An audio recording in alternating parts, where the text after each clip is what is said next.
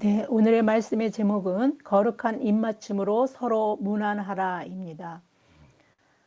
제가 성지순례 여행을 갔다 오고 난 다음에 저는 사실 로마서는 15장, 16장으로 끝나는 거지만 이렇게 사람 이름만 언급하면서 문안하라고 그래서 별로 말씀의 어떤 은혜를 전할 수 있는 것이 없는 것 같아서 15장으로 말씀을 로마서는 끝내려고 했습니다.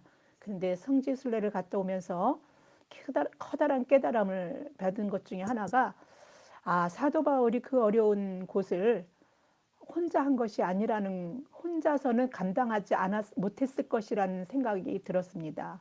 그에게 동력자들이 얼마나 중요한지, 그리고 또 그러면 저의 그 사역을 감당하게끔 한 것은 동력자들이었구나. 하나님이 동력자들을 붙여주셔서 그 일들을 하게 하셨구나라는 생각을 했습니다. 오늘날 우리에게도, 저에게도 동력자가 있습니다. 말씀을 듣는 여러분도 동력자이고, 여러분이 저의 동력자이며, 또 여러분도 있는 그대로의 하나님의 일을 한다는 것들을 여러분도 잊지 마시기 바랍니다. 하나님을 믿고 믿는 일들이 하나님의 일이라고 했습니다. 여러분들은 하나님을 믿기 때문에, 그러면 여러분을 믿는 중에 여러분과 함께 하고 있는 모든 사람들이 여러분의 동력자가 된다는 것입니다. 그런 의미에서 바울에게 그 동력자들 하나하나 열거하는 것들이 얼마나 은혜가 되는지 여러분과 나누고 싶습니다. 다메섹 도상에서 예수 그리스도를 만나고 이방인의 사도로서 사명을 받은 그 바울 사도의 인생에서의 유일한 목적은 오로지 복음을 전하는 것이었습니다. 근데 그 오로지 복음을 전하는데 그럼 그 복음의 내용이 무엇이었는가? 딱 다른 어떤 말도 하지 않고 군더더기가 없습니다. 사도 바울은 무조건 예수 그리스도와 그가 진 십자가와 부활이었습니다. 그 외의 말은 하지 않았습니다. 그는 예수 그리스도와 그의 십자가와 부활을 전하기 위해 그 어떠한 모욕과 위험도 마다하지 않고 무릅썼습니다. 그는 복음을 전하다 당하는 모든 험난한 그 역경으로 자신이 세상의 더러운 것과 만물의 찌꺼기 같이 되었다라고 말하기도 했습니다. 한마디로 복음을 전하다가 자신의 인생 자체는 쓰레기가 된 것 같다라고 그렇게 여긴 것입니다. 고린도전서 4장 9절에서 13절입니다. 내가 생각하건대 하나님의 사도인 우리를 죽이기로 작정된 자같이 끄트머리에 두셨음에 우리는 세계 곧 천사와 사람에게 구경거리가 되었노라. 우리는 그리스도 때문에 어리석으나 너희는 그리스도 안에서 지혜롭고, 우리는 약하나 너희는 강하고, 너희는 존귀하나 우리는 비천하여 바로 이 시각까지 우리가 줄이고 목마르며 헐벗고 매맞으며 정처 없고 또 수고하여 친히 손으로 일을 하며 모욕을 당한즉 축복하고 박해를 받은즉 참고 비방을 받은즉 권면하니 우리가 지금까지 세상의 더러운 것과 만물의 찌꺼기 같이 되었도다. 복음을 전하는 일이 명예와 부를 갖다 준다 해도 그 일을 하는 것으로 자신이 쓰레기가 된 것처럼 느낀다면 웬만하면 그 어떤 사람도 마다하고 하지 않았을 일입니다. 오히려 그런데 바울 사도는 오히려 자신이 이루어 놓거나 가지고 있던 기존의 자신의 커리어, 그러니까 히브리인 중에 그는 히브리인이었고 가말리엘의 문화생, 지금으로 말하면 서울대 출신이다. 뭐 이렇게 우리가 이해하는 게, 아니면 하버드대에 가서 공부한 학생, 뭐 이렇게 생각하면 좋을 것 같습니다. 최고의 학문을 한 사람이라는 거죠. 헬라 학문에 정통했습니다. 이러한 것들이 다 배솜으로 여길 정도로 바울은 여겼던 그 바울, 우리는 참 이해하기가 여간 힘든 일이 아닙니다. 아니, 그 복음을 전하는 일에 자기가 가지고 있는 것들을 10분 발휘해서 자기를 부와 명예를 갖다 준다 그래도 그렇게 자기가 쓰레기처럼 여겨진다면 하지 않을 텐데, 그런 모든 것들이 배설물로 여겨야 할 정도로 그런 걸 아무것도 아닌 것처럼 해야 그렇게 바울을 느끼게 한 그 모든 일은 어떤 것일까요? 저는 제 입장에서 생각한다면 주님이 나더러 바울처럼 바울이 하던 그 일들을 하라고 한다면 저는 주님 절대로 못합니다. 저를 차라리 죽이소서. 저 대신에 저는 부족하고 아무것도 할 수 없으니까 딴 사람 보내소서. 저는 그러고도 남을 사람이고 분명히 저는 그렇게 했을 것입니다. 바울의 1, 2, 3차에 걸친 선교 여행지를 이번에 다니면서 더 바울의 위대함을 보게 되었습니다. 아니, 바울을 통해서 일하시는 하나님을 보았다고 하는 것이 더 맞는 표현일 것 같습니다. 사람이 자신의 능과 힘으로 도저히 할 수 없다는 것을 저는 다니면서 느꼈기 때문입니다. 저는 웬만하면 차로 다니면서 바울의 여행길을 따라다녔습니다. 그런데 그 바울이 선교한 여행지를 차로 다니는데도 너무 힘들었습니다.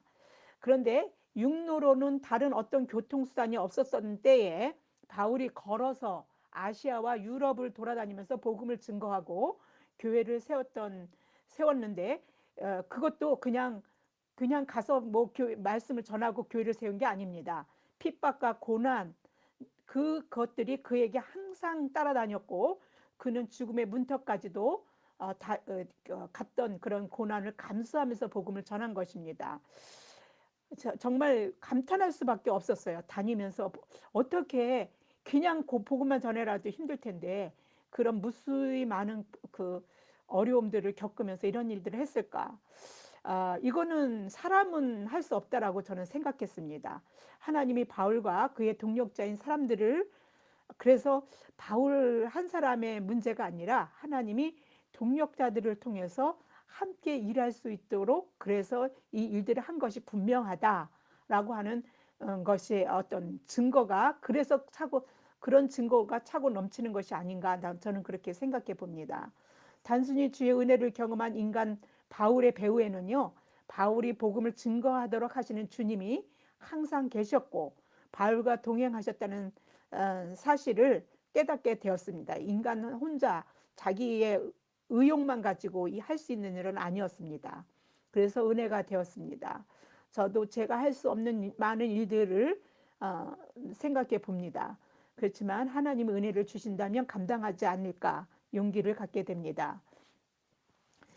이런 하나님의 은혜가 아니었으면, 그렇지 않으면 이해할 수가 없습니다. 바울이 이룬 그 복음의 증거 사역을 우리는 이해할 수 없는 것입니다. 돈을 억만금을 준다 하여도, 세상에 그 어떤 높은 지위가 보장된다 하여도 죽음의 위협을 한 번 아니고 여러 번 써야 되는 그런 일들을, 그것도 인간 쓰레기 취급을 받는 그런 일들을 누가 제정신을 가진 사람이라면 감히 그 일들을 해나가고, 뭐 여러 번, 몇 번은 시도할 수 있겠지만 죽는 순간까지 그 목숨도 아까워하지 않으면서 그 일을 하지는 않습니다. 바울이 보통 사람들이 할 수 있는 그와 같은 생각으로 만약에 이방인의 사도로서 이방인에게 아시아와 유럽의 복음을 증거하지 만약에 않았다면, 오늘 우리는 모든 구원과는 먼 삶을 살고 있는 불쌍한, 구원받지 못하는 불쌍한 처지로 이 세상만 그냥 살다가 죽는 인생이 되었을 것입니다. 그런데 다행히도 주님이 바울이 그렇게 하도록 가능하게 하신 것이고, 그것도 바울 혼자 한 것이 아니라, 그리고 혼자서는 할 수 없다는 걸 하나님은 누구보다 잘 아셨기 때문에 늘 동력자들을 붙여주시고 함께 하셨다는 것들을 저는 깨닫게 되었습니다. 복음 증거는 아니지만 거친 풍랑을 만나는 우리 인생의 삶에서도 주님은 당신이 약속한 대로 우리를 고아처럼 이 세상에 그냥 버려둬서 그냥 겪으며 살아라고, 이 세상에 그냥 내동댕이 쳐진 존재가 아니라는 사실을, 그리고 우리가 깨닫든 못 깨닫든 늘 우리와 함께 하신 주님이 함께 하신다는 거와, 또 우리 삶에는 하나님이 보이지 않는 동력자들, 그들이 우리 가운데 있다는 것들을 저는 깨달았고, 여러분도 오늘 말씀으로 그 사실을 깨닫고 위로가 되시길 바랍니다. 저도 여러분의 동력자이고 여러분도 저의 동력자인 것입니다. 그래서 이제 그 바울 사도의 그 사역이 험난하고 불친절한 이 세상, 그렇게 이 세상을 해낼 수 있는 이유가 됐었을 것이고, 우리도 살아갈 이유와 위로와 힘이 되어 줍니다. 요한복음 14장 18절에서 19절 말씀입니다. 내가 너희를 고아와 같이 버려두지 아니하고 너희에게로 오리라. 조금 있으면 세상은 다시 나를 보지 못할 것이로되 너희는 나를 보리니 이는 내가 살아있고 너희도 살아있겠음이라. 그날에 내가 아버지 안에, 너희가 내 안에, 내가 너희 안에 있는 것을 너희가 알리라. 예, 예수님은 십자가에서 달려 돌아가셨지만 부활하셨고 바울에게 찾아오셨고 바울 안에 살아 계셨고 바울도 살아서 하나님의 영적인 여기 육적인 사랑물뿐만 아니라 영적으로 그 살아서 영의 일들을 가감없이 그 용기 있게 그 일들을 추진했던 것입니다. 여러분에게 지금 그 하나님이 우리 안에 오와 계십니다. 그리고 우리를 영적으로 살게 하시고 또 우리를 그렇게 하나님 은혜 안에서 살게 하시는 것입니다. 하나님의 섭리 가운데 그 어떤 어려움도 불사하고 복음을 전하여 온 세상의 구원을 이룰 수 있도록 걸어가며 하나님의 능력의 증거가 되었던 그의 삶의 답이 사실은 그래서 로마서 마지막 장이 16장에 있습니다. 제가 16장을 그냥 건너뛰지 않게 된 이유이기도 합니다. 바울에게는 늘 동력자가 함께 했던 것입니다. 하나님은 혼자 복음을 증거한 것이 바울이 혼자 복음을 증거한 것이 아니라 늘 그와 함께 그 동력자들이 있었다는 것을 우리는 오늘 16장 바울이 언급하는 사람들의 이름을 통해서 알게 됩니다. 바울과 바나바, 바울과 실라, 바울과 누가, 디모데, 디도 등등 많은 바울의 선교 여행 중에 그리스도를 영접하고 교회가 세워지는 곳마다 그런 교회들이 어디 있습니까? 그런 뭐 안디옥 교회, 에베소, 서머나 뭐 여러 가지 여러 교회 뭐 우리가 성경 말씀 바울의 서신서에서 등장하는 뭐 갈라디아 교회, 빌립보 교회, 뭐 데살로니가 교회 등등 많이 있습니다. 그런 교회를 세울 때에 그가 혼자 가서 세운 것이 아니라 많은 동력자들이 있었던 것입니다. 혼자는 개인의 은혜로 끝나버립니다. 하나님의 은혜는요 소비되거나 낭비된 적이 없습니다. 한 개인에게서조차도요 하나님은 그 은혜를 입은 사람을 통해서 일하시고 역사하시는 분이십니다. 그리고 반드시 하나님의 일은 하나님을 믿는 사람들과 사람들이 함께 이루어 가야 그 안에 하나님의 능력이 행사된다는 사실을 사도 바울을 보면 우리는 알 수 있습니다. 그리고 사도 바울은 이 사실을 이미 알았기에 로마서 마지막 장을 이들을 소개하고 청구하는 일에 할애를 하고 있습니다. 성삼위일체 하나님을 믿으며 하나님의 독생하신 아들 예수 그리스도께서 육신을 입고 이 세상에 오셔서 우리의 죄를 담당하시고 십자가에서 죽으심과 부활하심을 믿는 사람들이라면 누구나 교파와 상관없이 누구나 그래서 뭐 천주교도 사실은 이 사실을 믿는다면 천주교라는 사실 때문에 저들은 구원받지 못해 우리가 그렇게 이분화시키면 안 됩니다. 누구나 다 모두 머리가 되신 그리스도의 지체가 되는 것이고 그리스도의 몸된 교회를 이루는 것입니다. 그래서 여러분들은 다 그런 지체를 이루고 있는 사람들입니다. 그리스도의 몸된 교회를 이루는 우리 모두는 그래서 그 존재 자체로 이미 하나님의 쓰임을 받는 사람들이고 서로에게 동력자가 되어지는 것입니다. 믿음의 분량과 쓰임과 은사가 각각 다릅니다. 각기 다른 하나님의 은사로 서로 지어져 가면서 주의 영광을 드러내는 겁니다. 말씀을 전하는 저만 하나님이 쓰이는 게 아니라 듣는 여러분도 하나님의 말씀을 듣고 또 여러 가지 방법에서 주변에 있는 사람을 주의 이름으로 사랑하는 그 모든 행위가 다 그 하나님의 쓰임을 받고 동력하고 있는 것입니다. 김기성 목사님의 책의 예를 인용해 보겠습니다. 김기성 목사님의 그 오래된 새 길이라는 것에 다음과 같은 목사님의 그 경험담이 나옵니다. 그대로 수록했습니다. 오랜 병고에 시달리는 교우를 찾아가는 발걸음은 늘 무겁다. 특히 회복될 수 없는 불치의 병을 앓느니 노안으로 신한 고난 앓는 일을 만나는 것은 고역이다. 할 수 있는 대로 그 고역의 시간을 미뤄보지만 그렇다고 언제까지나 피할 수만은 없다. 만날 때마다 목사님 하나님하고 친하시지요. 하나님께 부탁해서 저 좀 빨리 데려가라고 해주세요. 왜 나 같은 아무 쓸모없는 것을 그대로 두시는지 모르겠어요. 무엇보다도 자식을 보기 민망해 못 견디겠어요. 하시는 권사님이 계셨다. 곁에 서 있는 며느리는 어린아이 같은 어머니의 칭얼거림에 이미 익숙한 듯 표정이 없다. 수년째 대소변을 받아내고 까탈을 부리는 어머니를 돌봐온 그의 얼굴에는 미소가 사라진 지 이미 오래다. 희로애락의 감정을 드러내지 않는 그의 얼굴을 대할 때마다 안타깝기 그지없다. 이분들에게 목사는 과연 뭐라고 해야 하는가? 며느리에게 참 고맙습니다라는 말을 겨우 꺼내는 것 외에는 할 수 있는 일이 없다. 며느리가 잠시 자리를 비운 틈을 타서 권사님께 말씀을 드린다. 하나님이 세상에서 쓸모없는 것은 하나도 없어요. 권사님은 지금 남의 도움 없이 살 수 없는 형편이지만 자식들은 병든 어머니를 돌봐드리면서 사람 사는 도리를 배우는 거예요. 모든 것을 쓸모 있고 없고는 판단하는 세상에서, 모든 것을 쓸모 있고 없고로 판단하는 세상에서 그렇지 않은 관계도 있다는 것을 배우는 게 복이 아니겠어요? 권사님의 그 병든 몸조차 아드님 며느님에게는 복이에요. 권사님은 지금 그분들의 영혼을 낳고 계시는 거고요. 그러니 다시는 하나님께 떼쓰지 마세요. 감사한 마음으로 하루하루를 사세요.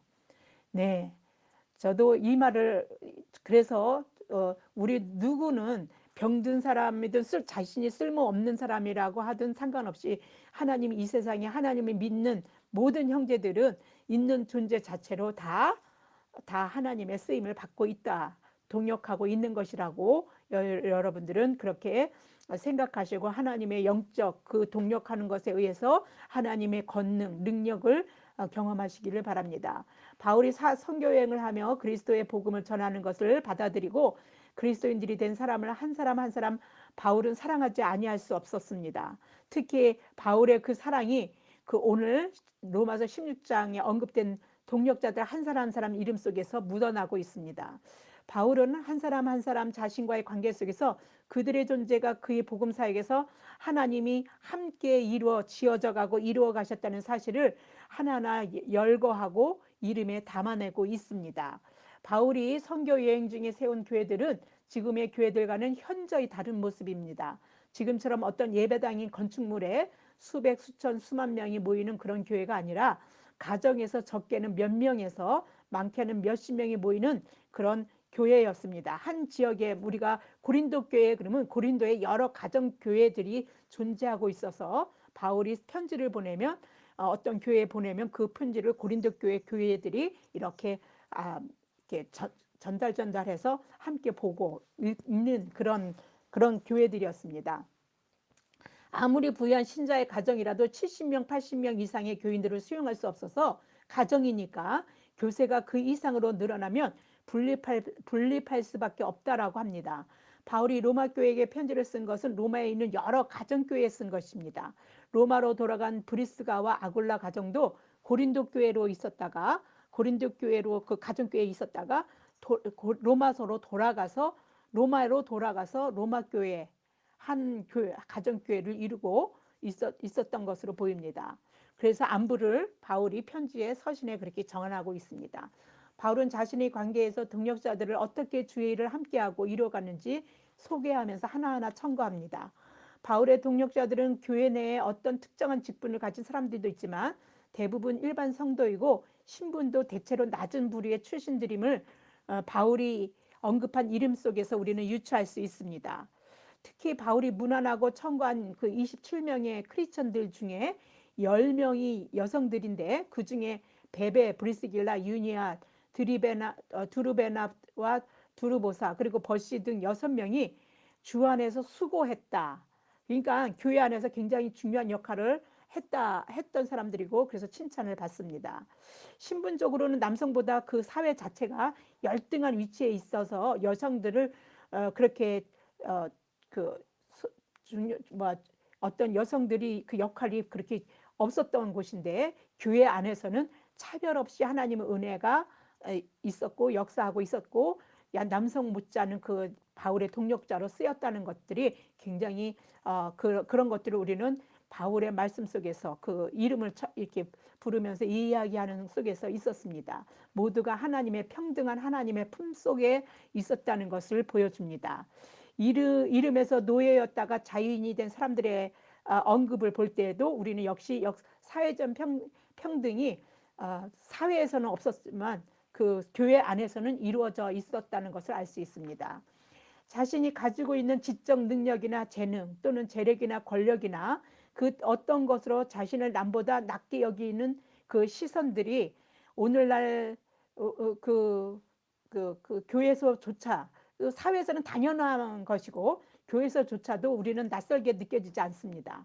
그런데 바울의 이름, 청구하는 그 이름들에서 보면 그런 것들이 그런 것들이 더 오늘날보다 더 차별이 강했던 그 시대에 그런 이름들을 하나하나 불려오는 것이 우리에게 큰 울림으로 다가오게 됩니다.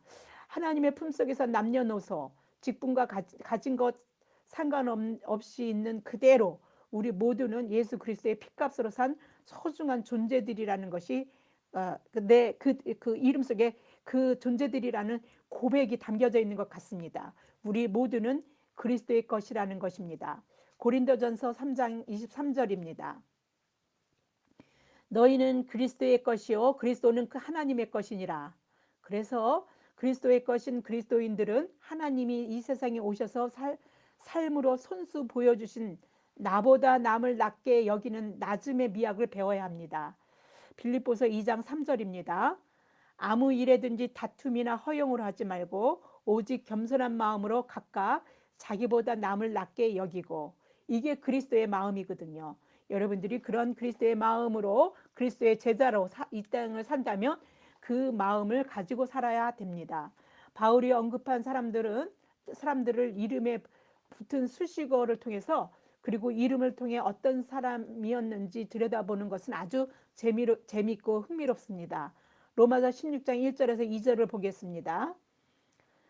내가 갱그리아 교회의 일꾼으로 있는 우리 자매 베베를 너희에게 추천하노니 너희는 주 안에서 성도들이 합당한 예절로 그를 영접하고 그를 무엇이든지 그에게 소용되는 바를 도와줄지니 이는 그가 여러 사람과 나의 보호자가 되었음이라.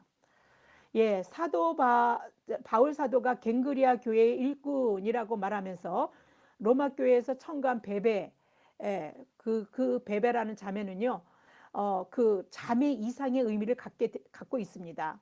일꾼에 해당하는 헬라어 디아콘, 이거는요, 이제 디아콘의 여성형입니다. 요즘에 우리 집사라고 말할 때 우리 영어로 이제 디아콘이라고 하는데, 이건 남성을 가리키는 거고, 디아코노스가 여성형입니다. 교회를 섬기는 사역자, 집사, 이런 말에 두루 쓰이는 말입니다. 때문에 하나님과 그의 백성을 섬기는 그리스도인에게는 두루 쓰일 수 있는, 꼭 그때 적용되었던 단어이기도 합니다. 왜냐하면 교회를 섬기는 자 이렇게 되어져 있기 때문에. 그러나 베베가 갱그리아 교회에서 공식적인 직분을 가졌다라는 걸 추정할 수 있는 말이 또 이 말이기도 합니다. 바울은 2절 끝부분에 베베가 나를 포함하여 여러 사람에게 보호자였다라고 언급합니다. 그래서 대부분의 주석가들은 베베가 신자들의 재정적이고 물질적인 필요를 관장함으로써 교회를 돕는 집사였을 것이라고 합니다.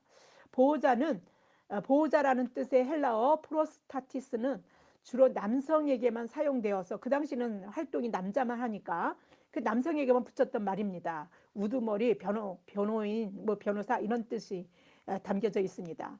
그러나 그래서 베베에게 쓰였을 때 본절에서만 유일하게 여성용으로 사용되는 말이 돼버렸습니다. 그래서 베베가 이 말을 씀으로써 교회의 지도자이면서 바울의 후원자였을 것으로 아마 추정하게 됩니다. 헬라 문화권에서 후원자 또는 보호자로서의 역할을 담당할 수 있는 사람은 대개 물질이 부유한 사람이었기 때문에 베베 집사는 아마도 부자였고 사회적으로 유력한 여성임을 그 바울이 여러 사람과 나의 보호자가 되었다라는 말에서 유추해 볼 수 있습니다. 그 NIV 적용 주석 로마서를 제가 봤는데 거기에 보면 베베를 다음과 같이 언급한 게 있습니다. 베베는 부유한 상인이었고 그녀의 재물은 교회와 교회의 바울과 같은 선교사들을 지원하는 데 사용되었을 것이다. 교회에서의 그녀의 사역과 교회 일꾼들에 대한 혜택은 그녀가 크리스천들의 문안을 받을 만하고 로마 교회가 그녀에게 도움을 줄 만한 가치가 있다. 이렇게 기록되어 있어서 옮겨봅니다. 당시 두루마리로 기록되는 성경은요, 지금 로마서가 16장으로 되어져 있지 않습니까? 이것은요, 그 보찜 2찜 정도 되는 분량이라고 합니다. 바울은 고린도 교회에서 이 로마서를 기록했는데 이것을 베베 집사를 통해서 전달하는 일을 맡겼습니다. 로마서로 보내는 역할을 맡겼습니다. 이 일은 베베가 바울의 보호자 이상의 역할을 했으며 바울의 신임을 두텁게 받은 집사로 헌신했다는, 교회에 헌신하고 있다는 것을 알 수 있습니다. 이보다 더 이 말씀을 전달하는 이 중요한 중차대한 일을 바로 여성인 무게도 나가는데도 불구하고 베베에게 맡긴 것입니다. 다음에 바울이 언급한 자는 브리스길라와 아굴라입니다. 로마서 16장 3절에서 4절을 보겠습니다. 너희는 그리스도 예수 안에서 나의 동력자들인 브리스가와 아굴라에게 문안하라. 그들은 내 목숨을 위하여 자기들의 목숨까지 내놓았나니 나뿐 아니라 이방인의 모든 교회도 그들에게 감사하느니라. 바울은 남편인 아굴라보다 아내인 브리스가를 먼저 언급합니다. 아마도 브리스가가 사역에 있어서 더 중요한 역할을 하지 않았는가 추정해 볼 수 있습니다.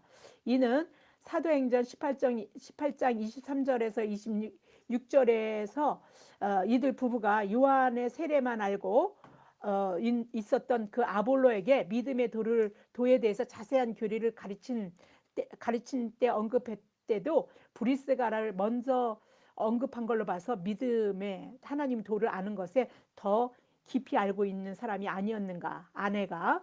그래서 그 역할을 더 중요한 역할을 하지 않았는가 유추해 볼 수 있는데, 우리가 사도행전 18장 24절에서 26절을 보겠습니다. 알렉산드리아에서 난 아볼로라 하는 유대인이 에베소에 이르니 이 사람은 언변이 좋고 성경에 능통한 자라. 그가 일찍이 주의 도를 배워 열심으로 예수에 관한 것을 자세히 말하며 가르치나 요한의 세례만 알따름이라. 그가 회당에서 담대히 말하기를 시작하거늘 브리스길라와 아굴라가 듣고 데려다가 하나님의 도를 더 정확하게 풀어 이르더라. 예, 여기 브리스길라와 아굴라 할 때 브리스길라가 브리스가입니다. 브리스가의 애칭이 브리스길라라고 합니다. 브리스가와 아굴라 부부는요, 단순한 동력자가 아니라 자신을 위해서 생명을 무릅쓰기까지 한 동력자였다라고 바울이 말하고 있습니다. 브리스가와 아굴라 부부는 그 바울의 선교 여행에 동행해서 에베소까지 갔는데 아데미 신상을 만드는 그 은장색 데메드리오와 유대인들의 폭동이 막 일어나서 바울이 굉장히 위험한 상태였습니다. 바울을 막 죽이고자 할 때에 바울의 생명을 구하려고 아마도 온갖 위험을 무릅쓰며 희생적으로 도운 그 일을 바울은 이렇게 생명을 무릅쓰기까지 한 동력자라고 말한 이유가 아닌가 이렇게 생각해 봅니다. 바울이 이렇게 언급함으로써 그가 너무도 이 부부에게 감사한 것들을 마음의 감사를 전한 것 같습니다. 바울이 로마서를 쓰던 당시에 브리스가와 아굴라 부부는 글라우디오 황제의 유대인 추방 명령으로 로마에서 추방되어서 고린도에 살면서 그 고린도 교회로 형성하고 있다가 로마로 돌아간 것으로 보입니다. 저희 집에 있는 교회에도 문안하라는 바울의 말에서 로마에서도 이들 부부의 집이 교회였음을 알 수 있습니다. 이들 부부의 집은 추방당해 고린도에 있을 때에도 교회였습니다. 고린도 교회의 시작이 브리스가와 아굴라의 가정이었습니다. 바울은 이들 부부를 고린도에서 만나 함께 천막 제조업을 도우며 선교를 했습니다. 이번에 제가 바울 선교 여행지를 방문하던 중에 그 고린도 교회 그를 하나를 방문했는데 가이드가 이들 부부가 하던 천막 제조업을 제조업에 대해서 얘기했는데 이들은 그냥 천막을 조금 그냥 하나 두 개 이렇게 기어가면서 주문받아서 만드는 게 아니라 굉장히 기업화된 간이 그냥 수공업 정도가 아니라 아주 기업화된 그런 그 천막을 만드는 일이었다고 합니다. 왜냐하면 로마 군인들이 거기에 주둔하고 있게 되면 그들을 대상으로 해서 천막을 쳐서 로마 군인들이 있기 때문에 군대 자체를 대상으로 해서 이 일들을 했기 때문에 굉장히 돈이 많고 그 물질적으로 부유하고 그 선교에 이런 돈이 많고 경제적으로 부유했던 것이 큰 도움이 바울 선교에 굉장히 큰 도움이 되었고 고린도 교회에서나 로마 교회에서 그 교회로 가정교회로 자신의 집을 내어줄 만큼 그렇게 경제적으로 많은 그 힘이 되어줬던 부부였다고 그 생각합니다. 저는 그냥 천막 만드는 교회 그래서 그냥 성경을 읽을 때는 그냥 그렇게 생활이 좀 그렇게 부유할 정도라고 생각을 하지 못했었거든요. 요번에 가서 제가 느꼈습니다. 그래서 이렇게 교회로 그렇게 그 자신의 교회를 내줄 가정을 내줄 만큼 그렇게 부유했구나라고 생각했습니다. 로마서 16장 5절을 보겠습니다. 또 저희 집에 있는 교회에도 문안하라. 내가 사랑하는 에베네도에게 문안하라. 그는 아시아에서 그리스도께 처음 맺은 열매니라. 바울이 에베네도를 얘기할 때 처음 맺은 열매라고 말합니다. 이 말을 통해서 처음 맺었으니까 그 다음 열매도 있었겠죠. 그래서 이후에 많은 열매가 있었음을 뭐 시사하고 있지만 누구에게나 다 첫사랑은 다 다 기억에 오래 남고 그 사랑이 변하지 않지 않습니까? 에베네도에게도 각별하게 애정을 가졌다는 것을 보여주고 있습니다. 에베네도는 아마도 바울이 3차 전도 여행 중 에베소를 중심으로 아시아에서 전도하는 과정에 얻은 최초의 이방인 회심자였던 것 같습니다. 초신자임에도 불구하고 브리스가와 아굴라의 가정에 속하여 함께 일을 도우며 에베소에서 로마까지 복음의 동역자로 함께 수고한 그의 열심이 아마도 바울이 선교의 보람을 느끼게 하고 더 자신의 복음을 전하는데 더 뭐랄까 트리거 자극을 주지 않았을까. 그러기에 충분했던 것 같습니다. 왜냐하면 자기가 복음을 전한 자가 헌신적으로 열심히 교회에서 더 자기와 같이 복음을 위해서 헌신하고 있다는 걸 생각할 때 얼마나 보람이 되겠습니까? 아마 그런 의미에서 그 바울이 처음 맺은 열매라는 말을 언급하면서 사랑한다라고 얘기하지 않았을까 이렇게 생각합니다. 또 로마서 16장 6절에 또 다른 사람을 보겠습니다. 너희를 위해 많이 수고한 마리아에게 문안하라. 마리아는 흔한 유대 이름으로 아마도 로마에 있는 유대인 출신의 기독교인을 나타내는 것으로 그냥 추정해 볼 수 있습니다. 그러나 정확한 것은 아니고 추정하는 것이죠. 마리아라는 이름이 그 이방인에게도 쓰였었기 때문입니다. 마리아의 이름 앞에 너희를 위하여 많이 수고하니라는 수식어가 마리아가 로마 교회에서 얼마나 헌신적인 수고를 아끼지 않았는가를 알 수 있으며 바울이 이렇게 수고를 아끼지 않은 마리아에게 문안하라고 한 것으로 보아 뭐 마리아가 베베 집사나 브리스가와 아굴라처럼 바울의 선교사에게 많은 도움을 주고 헌신하며 지원을 아끼지 않았다는 것을 우리는 추정해 볼 수 있습니다. 바울은 주를 위해 수고한 것을 허투루 흘리지 않습니다. 늘 그것들을 그 고마움을 항상 이렇게 언급하면서 그의 선교가 혼자 하는 일이 아니라 믿음에 함께 동역하는 자들을 통해서 하나님의 크신 역사를 이룬다라는 사실을 여실히 보여주고 있는 것입니다. 그래서 그 고맙다라는 말은 예수님이 바울의 입을 통해서 그들에게 하는 것 같습니다. 로마서 16장 7절 또한 보겠습니다. 내 친척이요 나와 함께 갇혔던 안드로니고와 유니아에게 문안하라. 그들은 사도들에게 존중이 여겨지고 또한 나보다 먼저 그리스도 안에 있는 자라. 안드로니고와 유니아는 바울의 친척이었고 바울과 함께 옥에 갇혔으며 바울보다 먼저 그리스도인이 되었고 사도들에게 존중을 받는 사람들이었다라는 것을 우리는 바울이 말한 말에서 알 수 있습니다. 이것은 이제 분명합니다.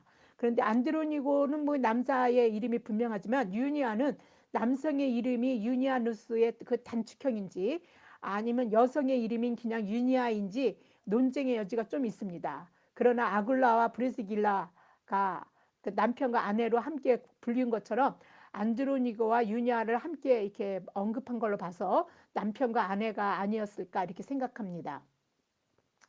사도들에게 존중을 받았다라고 할 때에 1차적으로 사도는 12사도, 주님이 세운 12사도를 얘기하지만 넓은 의미에서는 그리스도를 따르면서 따르는 그 중요한 그 일들을 많이 한 헌신적인 그런 그 제자들도 함께 그렇게 그 교회에서 큰 역할을 한 자들을 다 바울은 사도라고 얘기했기 때문에 당시의 교회 지도자들로서의 존중을 받을 정도의 이들이 교회에서 믿음과 봉사로 헌신하였다는 것을 바울이 그 먼저 그리스도를 믿었을 뿐 아니라 바울의 선교 사역에서 함께 갇힐 정도로 복음의 수고를 아끼지 않은 것 이런 것들을 통해서 이제 그 사도들에게 칭찬을 받았다, 존중받았다 이런 말들의 의미를 우리는 우리는 이 안드로니고와 유니아에게서 알 수 있습니다. 그래서 아마도 유니아가 여자잖아요. 그래서 그 사도들 중에 그렇게 하였다 그래서 아마도 같은 그런 중요한 역할을 한 것으로 해서 유니아가 여자 사역자 정도의 역할을 하지 않았을까라고 몇몇 그 어떤 그 학자들은 또 그렇게도 추정하기도 합니다. 그래서 여자 사역자들의 어떤 그 역할이 그때 초대교회 당시에도 있었다라는 것을 그 유니아라는 이름을 통해서 또 이렇게 추정하기도 합니다. 암블리아, 우르바노, 수다구 그리고 아벨레는요 로마서 16장의 언급 외에는 알려지지 않은 이름입니다. 아리스도블로의 권소 이런 말을 통해서 이들이 아마도 아리스블로를 위해서 일하는 노예들을 일컬는 그런 그 노예들이 아니었는가 이렇게 생각합니다. 아리스도블로는요 AD 48년이나 49년에 로마에서 죽었던 그 헤롯 아그리파 1세의 형제의 이름이었습니다. 암블리아, 우르바노, 아벨레는요 그의 가정에서 일했던 노예들이었을 것입니다. 이들에게 문안하라고 하면서 바울은 주 안에서 또는 그리스도 안에서 이들을 사랑하고 교제하고 이들의 헌신과 수고를 그 인정하면서 잊지 않고 있다는 것을 우리는 보여줍니다. 그래서 그리스도의 안에서의 교제가 이렇게 뭐 노예들이었던 한때 노예였던 사람들에게도 그리스도 안에서는 교제가 막 그런 것들이 방해가 되지 않습니다. 그런 것도 주 안에서는 언제나 교제를 서로 평등하게 이루어갈 수 있어서 이 교제가 얼마나 아름답고 서로 살리는 힘이 되었고 서로에게 도움이 되었는지를 보여주고 있다라고 할 수 있습니다. 헤로디온이라는 이름도 언급된 것이 없기에 알려지지 않은 이름입니다. 아마도 그가 봉사했던 헤로디안 가족의 이름을 본따서 자유롭게 된 노예를 노예로 추정해 봅니다. 나기스도 자유롭게 된 노예로 아마도 로마 황제 글라우디오의 종으로서 신임을 얻었던 나기스와 동일한 인물로 생각하는데 이 인물은 권모술수에 능하고 극악무도했다라고 전해집니다. 그는 이 나기스 자체는 개종하지 않았지만 그 권속의 일부 나기스라는 이름으로 불리우는 그 권속들 중에 노예의 일부와 그 가족들이 그리스도인이 되었던 것 같습니다. 이를 들고 칼빈이 한 말이 있습니다. 하나님의 은혜가 온갖 종류의 사악으로 들끓는 나기스의 집에까지 들어간 것은 의미가 깊은 일이며 놀랍고 대단히 경이로운 일이다. 나기스 자체는 믿지 않았지만 나기스 그 안에서 그를 섬겼던 그 노예들과 가족들이 하나님을 믿었다는 일들이 얼마나 놀랐습니까? 나기스가 믿고 전도한 것이 아닙니다. 이 일들을 가지고 칼빈이 얼마나 놀랍고 경이로웠냐고 이렇게 할 정도로 참 놀라운 일입니다. 두르베나와 두르보사는요 쌍둥이일 가능성이 있습니다. 왜냐하면 당시의 쌍둥이에게는 같은 어근의 이름을 쓰는 경우가 일반적이었기 때문입니다. 두르베나와 두르보사 그리고 버시를 주 안에서 많이 수고를 했다라고 그 바울이 잊지 않고 주 안에서 사랑한다라고 말을 전합니다. 마치 바울을 통해 주님이 그들을 칭찬하는 소리처럼 들립니다. 바울 입을 통해서 너희들이 수고했다라고 하는 말 같습니다. 여러분들에게도 주님이 다른 사람들의 입을 통해서 여러분이 수고를 하나님이 칭찬하는 소리를 들으시기 바랍니다. 루포는 또 골고다에서 예수님의 십자가를 졌던 구레네 시몬의 아들입니다. 루포를 택하심을 입은 자라고 바울이 말합니다. 헬라어 톤 에클렉톤이라는 택하심을 입은 자라는 말은요. 다른 성도에 비해서 특히 그리스도 안에서 봉사와 충성이 뛰어나게 구별된 자를 말할 때 쓰는 말입니다. 바울이 루포의 어머니를 내 어머니 이렇게 표현한 것으로 봐서 한때 그녀가 바울을 친어머니같이 돌봤지 않았을까 그런 말이 암시되는 것 같고 바울과 이들의 관계가 거의 가족과 같았음을 우리는 알 수 있습니다. 아순그리도와 블레곤과 허메와 바드로바와 허마는 이름에서 공통적으로 이들이 모두 노예이거나 노예에서 해방된 자들로 그리스도인이 되었다는 것을 말해줍니다. 이들은 모두 남성들입니다. 앞에서 언급된 사람들보다 바울과의 유대 관계에서 뭐 덜했을지는 몰라도 그들의 이름을 말하면서 무난하라고 서로 무난하라고 바울이 말한 것은 주 안에서 똑같이 바울이 사랑한 현재였다라는 것을 여실히 보여주는 것이라고 볼 수 있습니다. 빌롤로고와 율리아와 네레오와 그의 자매와 올른바와 그들과 함께 있는 모든 성도라고 라는 말에서 구성원의 남녀가 포함되어 있는 것으로 보아 로마서에서의 여러 구역의 가정교회 중에 이들 교회가 다른 교회들보다 가장 컸던 것으로 보인다라고 주장하는 사람들이 있습니다. 교회의 크기는 추정할 따름이지만 분명한 것은 이들이 정기적으로 한 곳에서 모여서 예배를 드리면서 교제를 나눈 신앙 공동체를 형성한 사람들이라는 것입니다. 바울은 로마 교회들이 이들과도 서로 교제하면서 무난할 것을 전하고 있습니다. 로마서 16장 16절이겠습니다. 너희가 거룩하게 입맞춤으로 서로 무난하라. 그리스도의 모든 교회가 다 너희에게 무난하느니라. 네, 저는 한 사람, 바울이 언급한 이름 한 사람도 빠뜨리지 않고 여러분에게 전하기를 원했습니다. 왜냐하면 그 여러분들도 하나님이 누군가에게는 동력자이고 누군가에게 서로 입맞춤으로 기독교인들에게서의 인사의 방법, 인사하는 이제 상투적인 인사법입니다. 그냥 거룩하게 입맞춤으로 이런 말은 그냥 항상 쓰여지는 말인데 저는 여러분들에게 이 말을 하겠습니다. 여러분들도 서로 거룩함의 입맞춤으로 예수 그리스도를 믿는 어떤 형제 자매에게도 그들의 존재 자체로 여러분의 동력자임을 믿고 사랑하고 또 서로 입맞춤으로 서로 무난하시면서 이 땅을 사시는 여러분이 되시기를 저와 여러분이 되시기를 축원합니다. 기도하겠습니다. 참 좋으신 하나님 아버지, 로마서를 마치는 16장에서 바울이 언급하는 이름들을 통해서 너무도 제게는 큰 울림이 있고 깨달음을 주셨습니다. 감사합니다. 이러한 큰 울림과 깨달음이 말씀을 들은 모든 사람들에게도 있기를 바랍니다. 예수 그리스도를 주라 시인하고 육체로 이 세상에 오신 것과 죄를 담당하시고 우리를 죄에서 구원하시기 위해 십자가를 지신 것, 죽으신 것, 그리고 부활하셔서 승천하시고 세상 끝날 날에 다시 오실 예수 그리스도를 믿는 모든 사람은 우리가 형제이기도 하고 자매이기도 합니다.